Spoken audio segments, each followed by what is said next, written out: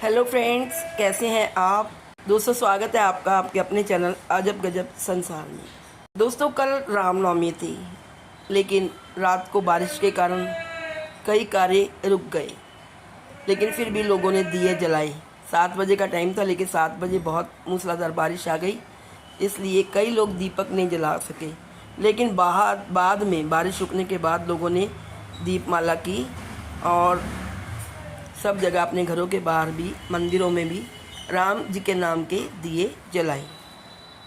दोस्तों, राम की महिमा बहुत अपरंपार है। इसी संदर्भ में मैं आपको एक कहानी सुनाने जा रही हूँ, जिसमें आपको पता लगेगा कि राम नाम की महिमा का कितना महत्व है।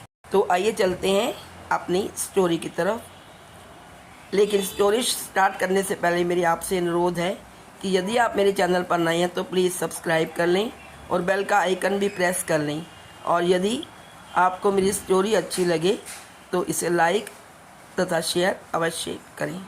तो दोस्तों, एक संत महात्मा श्यामदास जी रात्रि के समय में श्री राम नाम का जप करते हुए अपनी मस्ती में चले जा रहे थे।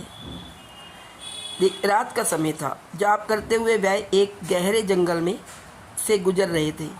वे विरक्त थे, तो इसलिए वे महात्मा बार बार पूरे देश की सैर करते थे। वे किसी एक स्थान में अधिक समय तक नहीं रहते थे। वे ईश्वर नाम के प्रेमी थे, इसलिए दिन रात उनके मुख से राम नाम जप चलता ही रहता था। स्वयं राम नाम का जप करते करते और औरों को भी उसी मार्ग पर चलाते। श्यामदास जी एक गहरे जंगल में मार्ग भूल गए थे, पर अपनी मस्ती में चले ही जा रहे थे कि वो ये सोच रहे थे कि जहाँ राम जी ले चलेंगे मैं वहीं पहुँच जाऊँगा। दूर अंधेरे के बीच में बहुत सी दीप मालाएँ प्रकाशित थी। एक जगह उसने देखा बहुत सारी दीप मालाएँ जल रही थी। महात्मा जी उसी डायरेक्शन की ओर चलने लगे। पास जब पहुँचे तो देखा वट वृक्ष के पास अनेक प्रकार के वाद्य यंत्र बज रहे हैं। नाच गाना चल रहा है, शराब की महफिल जमी हुई है। कई स्त्री पुरुष साथ में नाचते कूदते हंसते तथा औरों को हंसा रहे हैं। उन्हें महसूस हुआ कि वे मनुष्य नहीं, प्रेत आत्मा हैं। जो नाच गा रहे थे वो प्रेत आत्मा हैं। श्यामदास जी को देखकर एक प्रेत ने उनका हाथ पकड़कर कहा, ओ मनुष्य, हमारे राजा तुझे बुलाते हैं, चल। वे मस्त भाव से राजा के पास गए, जो सिंहासन पर बैठा था। वहाँ राजा के इर्द गिर्द कुछ प्रेत खड़े थे। प्रेत राज ने कहा, तुम इस ओर क्यों आए? हमारी मंडली आज मादमुस्त हुई है। इस बात का तुमने विचार नहीं किया? तुम्हें मौत का डर नहीं है क्या? तो हंसते हुए महात्मा श्यामदास जी बोले, मौत का डर और मुझे? राजन, जिसे जीने का मोह हो उसे मौत का डर होता है। हम साधु लोग हैं तो हम मौत को आनंद से अपने गले लगाते हैं। यह तो देह परिवर्तन है, जो प्रारब्ध कर्म के बिना किसी से नहीं हो सकता। प्रेत राज ने कहा, तुम जानते हो हम कौन है? महात्मा जी, मैं अनुमान करता हूँ कि आप प्रेत आत्मा हो। तब प्रेत राज ने कहा, तुम जानते हो लोग हमारे नाम से कांपते हैं। जो आपका समाज है, मनुष्य का समाज, वो हमारे नाम से कांपता है। महात्मा जी बोले, प्रेतराज, मुझे मनुष्य में गिनने की गलती मत करना। हम जिंदा दिखते हुए भी जीने की इच्छा से रहित मृत तुल्य हैं। यदि जिंदा मानो तो भी आप हमें मार नहीं सकते। जीवन मरण तो कर्म अधीन है। मैं एक प्रश्न पूछ सकता हूँ?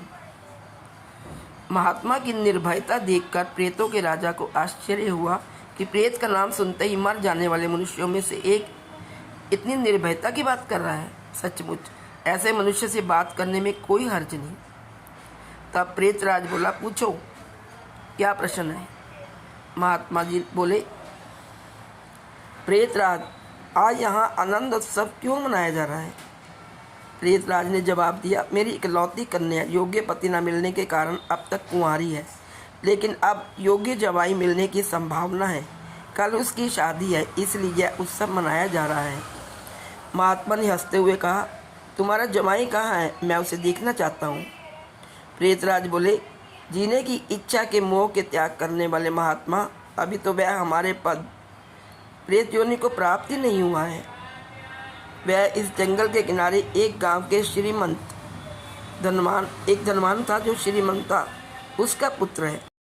महादुराचारी होने के कारण वह इस वक्त भयानक रोग से पीड़ित है। कल संध्या से पहले उसकी मौत होगी, फिर उसकी शादी मेरी कन्या से होगी। इसलिए रात भर गीत नृत्य और मद्यपान करके हम आनंद उत्सव मनाएंगे। श्यामदास जी वहाँ से विदा होकर श्री राम नाम जपते हुए जंगल के किनारे के गांव में पहुँचे।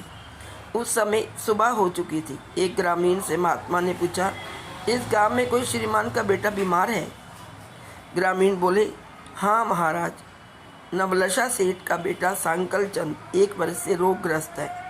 बहुत उपचार किए पर उनका रोग ठीक नहीं होता। महात्मा नवलसा सेठ के घर पहुँचे।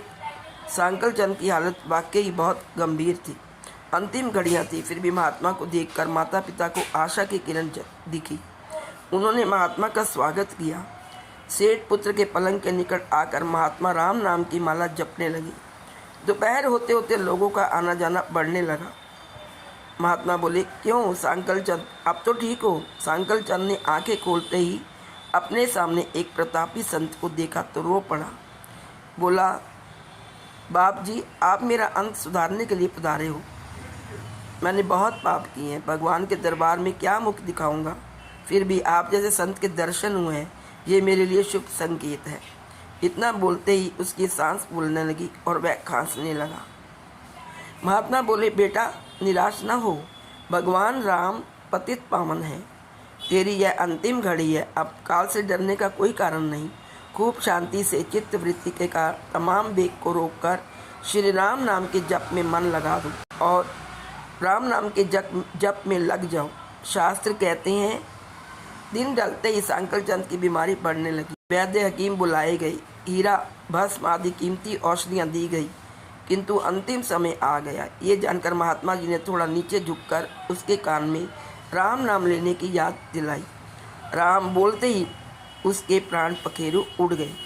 लोगों ने रोना धोना शुरू कर दिया। शमशान यात्रा की तैयारियां होने लगी। मौका पाकर महात्मा जी वहाँ से चल दिए। नदी तट पर आकर स्नान करके नाम स्मरण करते हुए वहाँ से रवाना हो गए। शाम ढल चुकी थी, फिर वे मध्य रात्रि के समय जंगल में उसी वट वृक्ष के पास पहुँचे। प्रेत समाज उपस्थित था। प्रेतराज सिंहासन पर हताश होकर बैठे थे। आज गीत हास्य नृत्य कुछ भी नहीं था। चारों ओर करुण आक्रंद हो रहा था। सब प्रेत रो रहे थे। महात्मा ने पूछा, प्रेतराज, कल तो यहाँ आनंद उत्सव था, आज शोक समुद्र लहरा रहे हैं, क्या कुछ अहित हुआ है? प्रेतराज, हाँ भाई, इसीलिए रो रहे हैं, हमारा सत्यानाश हो गया। मेरी बेटी की आज शादी होने वाली थी, अब वह कुमारी रह जाएगी। महात्मा बोले, प्रेतराज, तुम्हारा जवाई तो आज मर गया है, फिर तुम्हारी बेटी कुमारी क्यों रही?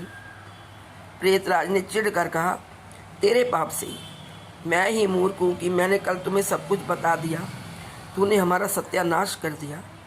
महात्मा ने नम्र भाव से कहा, मैंने आपका अहित किया, यह मुझे समझ में नहीं आता, क्षमा करना, मुझे मेरी भूल बताओगे तो मैं दोबारा नहीं करूँगा। प्रेतराज ने जलते हृदय से कहा, यहाँ से जाकर तूने मरने वालों को नाम स्मरण का मार्ग बताया, राम नाम के स्मरण का मार्ग बताया और अंत समय भी राम नाम कहलवाया।